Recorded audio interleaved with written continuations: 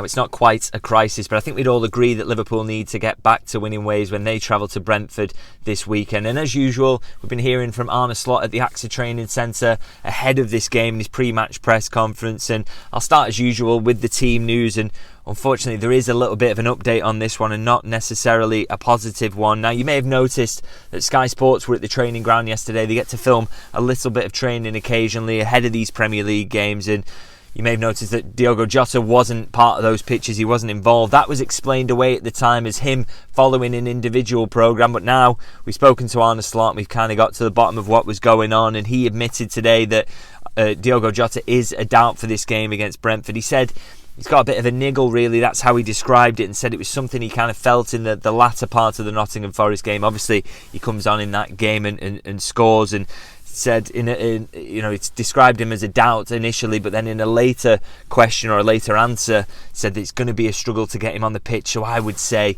really that we can probably rule him out of this trip to Brentford, and there's no question that's a blow. Obviously, he scores against Forest, looked so sharp when he came on, and I wrote a piece on my Substack, which, by the way, if you want to check that out, it's davidlynch.lfc.co.uk. I wrote a piece this week or a couple of days ago basically saying that Diogo Jota has to start in that centre forward role for me going forward. I think the Luis Diaz experiment has worked from time to time, but I think it's getting worked out a little bit, and maybe you just need that penetration in behind that Diogo Jota offers, and of course that reliable finishing. But the first game that I expect him to come in and start, and to justify that fact, he's obviously not available for. And I suppose that's the big question around Diogo Jota in general, really, is how much can you rely on him? His injury record is not fantastic. He's missed a big chunk of this season, and then he's had a setback after coming back. He's come in here and he's still got a niggle. It's those little muscle injuries that always seem to plague him, which is a real problem around him. And I suppose it starts the debate around, what do you do with him this summer? I don't expect Liverpool to do anything kind of rash in the January window, but it does raise a question. He's going to be 2 years out from the end of his contract when this season ends. Can Liverpool rely on him? Do they need to cash in on him? I think that's a big debate that's coming up in the summer. But of course, for now, it's not anything to worry about too much, in that obviously we expect him to miss the Brentford game. But Arne Slot did say that he only expects him to, if he is going to miss a game, it's only going to be one game, and he should be back after that. So we'll have to see how that goes. But as I say, I think that's something that's bubbling under the surface for the summer, and hopefully this absence just amounts to one game and we can see him back on the pitch as soon as possible, and that Liverpool don't miss him too much as well in the meantime. Now, of course, if you did see that footage from Sky, you will have noticed as well that Luis Diaz was not involved in the training session yesterday, but a bit more of a positive update from Arne Slot on that one. He said that Diaz only missed the training session yesterday because of a sore throat. They kept him out of the way. Now, obviously, you could probably train through a sore throat, but I guess it's a case of not wanting other players to get it, not wanting to turn into anything bigger in the squad. So they're very, very cautious, this football staff that's been put together this summer, to keep players out of the way if they're potentially infectious, or if they've got any minor niggles. They are super, super cautious. Again, something I've written about on my Substack. But the good news is with Diaz is that he is expected to train today, so you should expect that he will make himself available for that game. So could be him in that centre forward role. We'll have to see whether he's returned there. As I said, I'm not a massive fan of it in every game, but we'll have to see if that's the choice. Of course, the alternative is Darwin Núñez in that role, and he is back from suspension for this one. Again, that's the debate the manager's got to go through there, really. Obviously, Núñez scored away at Brentford, didn't he, last season? Does he come in for Diaz because he offers you that little bit more in behind and the ability to turn Brentford's defenders? I think that's the tactical question that maybe Arne Slot has got to answer between now and the Brentford game in terms of what he's going to do, and it's an interesting one. And he also was asked about Núñez as well. He's struggling for goals at the moment. He hasn't scored very many this season. And the question was put to him kind of, what do you do about a player who's lacking confidence? But interestingly, he kind of rejected that stance and said, this is the direct quote, he said, "It's not my perception that he's struggling with self-confidence. For me, it's the life of a striker. Sometimes you score, sometimes you don't." Now, I don't necessarily agree with him on that one, and I guess it's a case that the manager, in situations like this, he's got to keep Núñez's confidence up. He's got to keep boosting it. He's got to make sure that the player himself doesn't think that he's in a moment of crisis and that his form is poor. Does he help do that by giving him a start at the weekend? As I say, don't know whether he will quite go that far, and it is clearly going to be a choice between him and Luis Diaz.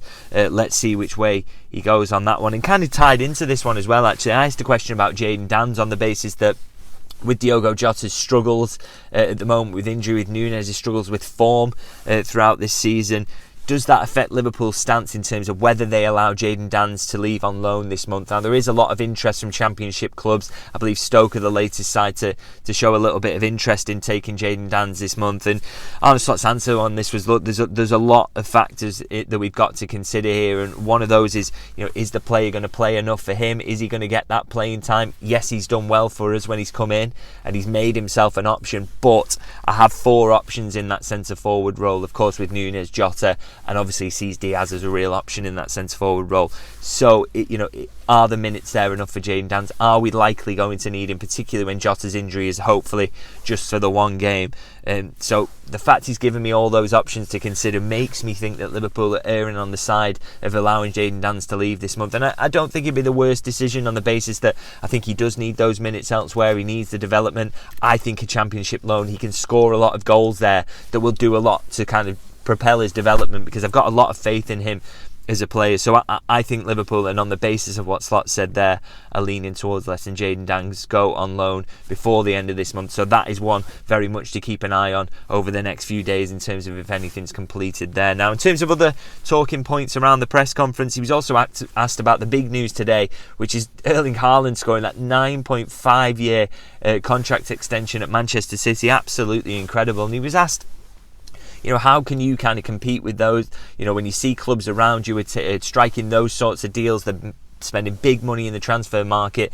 How does it make you feel about how Liverpool can compete with that? And I thought his answer was really good on this. He said, look, we know how good we have to be every single day to compete in this league. That's also the reason you want to be here. And we are very happy with the team that we have at the moment. And that last line for me is potentially significant. Of course, we are in the January window at the moment. There is the potential for Liverpool to add in that window. They have done it many, many times in the past. But I just didn't get the impression there from Slot that he is someone who's banging on the sporting director's door and saying, we need X, we need Y, that he thinks that there are huge problems he has to solve. I think you and I can identify issues in terms of, I think left back is a real question. I know people are big on a centre half, but for me, left back is the area of the squad where you would definitely add someone in. It would move the dial. Central midfield, does he need another option that he truly trusts, or can he just wait till the summer for that? That's the debate. But for me, as I say, left back is the major issue at the moment. But I just don't think that Arne Slot maybe sees things that way. Maybe he thinks he can get by with Tsimikas or Andy Robertson, and it's not necessarily that he feels, because I know people will say this, he can't go up against his bosses in the press conferences and demand players, and he absolutely can't. He's obviously got to be diplomatic about the way he does that, but managers are clever in these situations. If he was truly desperate to get someone in this month, he might say, look, we're looking at the market, we probably feel that we could use some strength in it. You can go at it in a reasonable way, but he doesn't go for that. He says he's very, very happy with the team he has at the moment, and so I guess you've got to take that on face value sometimes. And as I say, there are ways of kicking up a fuss and getting what you want sometimes, and he doesn't even seem to be going down those routes. So that's interesting, and maybe suggests that Liverpool aren't going to do any business in January. As I say, I would like to see a left back signed. I think that's a real problem position at the moment, but it doesn't look that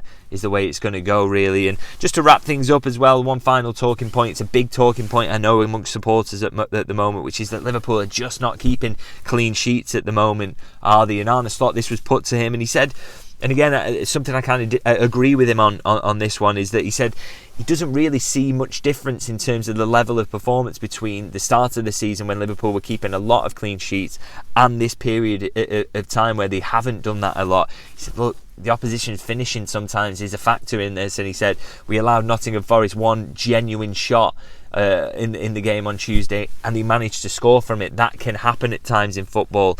You can get a bit unlucky in the opposition finishing everything that you get, and sometimes your finishing can be up and down. And I think, to be honest, the underlying numbers really reflect this. There's not been a huge jump in the expected goals that Liverpool are giving up, but it does just kind of feel like, sometimes luck is against them and everything the opposition hits go in. So that is, something that you have to consider, and something you expect that would generally even out over the course of a season. And, if they do keep those expected numbers against very, very low in the games ahead, then they should concede fewer goals. We should see a return of those clean sheets, hopefully, or that is definitely the aim. And I think at the end of the day, if they do drop points against Brentford, I don't think I'll be making that argument as strongly that the margins are going against them and there's luck, because it has to, as I say, it has to come to an end, this little dip that Liverpool are in. They have to get back to winning ways in the Premier League, and I think this is a really, really important game for them to do that. And I know there's a bit of fear around going to Brentford. Their home record has been very good, but as Arne Slot mentioned, and he touched on it in the press conference, the start of the season for them, they had a lot of easier away games and a lot of more difficult a lot of easier home games, and a lot more difficult away games, and therefore that is the reason that their kind of home versus away split looked the way it did. It's not that they're unbeatable at home, it's just that they had a kind of fixture list, and you have to look at the underlying numbers again. The 14th for expected goals against, so they concede a lot of chances. The 8th for expected goals for, so they're not a team that can absolutely rip you apart.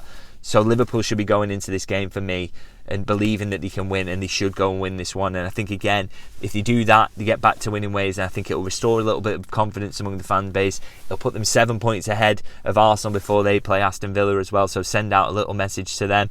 So let's hope that they can do that. As I say, it feels like a very significant fixture for Liverpool to get them back on that little winning run that they need to see out this league and go on and win it. So let's see how they get on. And of course, I will be back for my post-match review, so if you want to subscribe to make sure you catch that. If you're new to the channel, welcome on board, everyone. 26,000 subscribers now, thank you very much. And of course, if you can like the video, always massively appreciate that. So I'll see you guys for my post-match review.